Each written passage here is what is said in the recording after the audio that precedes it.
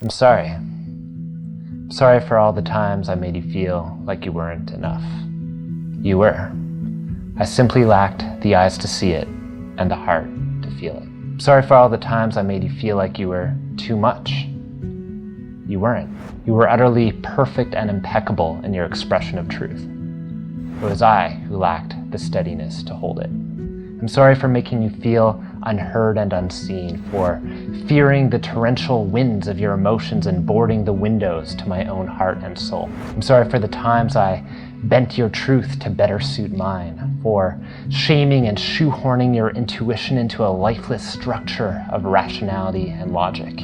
Likewise, I'm sorry for convincing you to dishonor and displace your heart's wildest dreams, for making them secondary to convenience and practicality. I'm sorry for the times I made you feel unsafe in your wildness, for trying to tame it instead of praise it, for starving it instead of feeding it with the awe and reverence it so deserved. Forgive me, for I was not yet in my power to meet it with unwavering love and courage. Likewise, I'm sorry I didn't have the courage to hold space for all your states, that I was tormented by the rushing waves of emotion, shaky hands and trembling feet amidst a swelling tempest.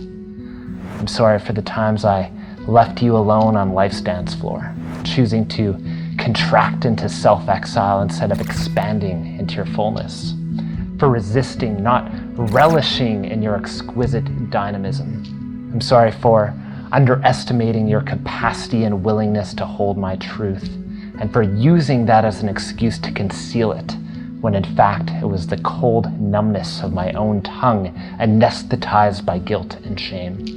I'm sorry for blaming you, for failing to take full ownership over my own success or failure, for creating unattainable, ever-shifting goalposts of acceptance and expectation, for my entitlements to your moods, your states, your body, your love, you. I'm sorry that I couldn't fully receive your love, affection, and reverence.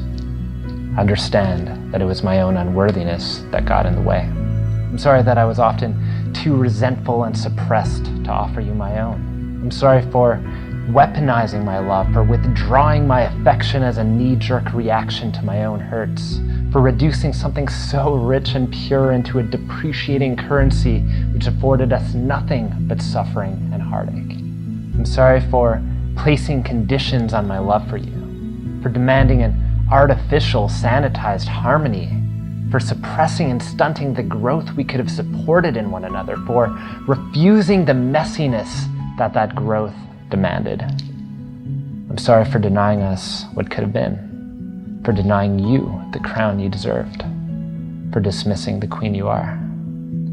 But beyond my apologies, I thank you for your strength and courage to show up as you are.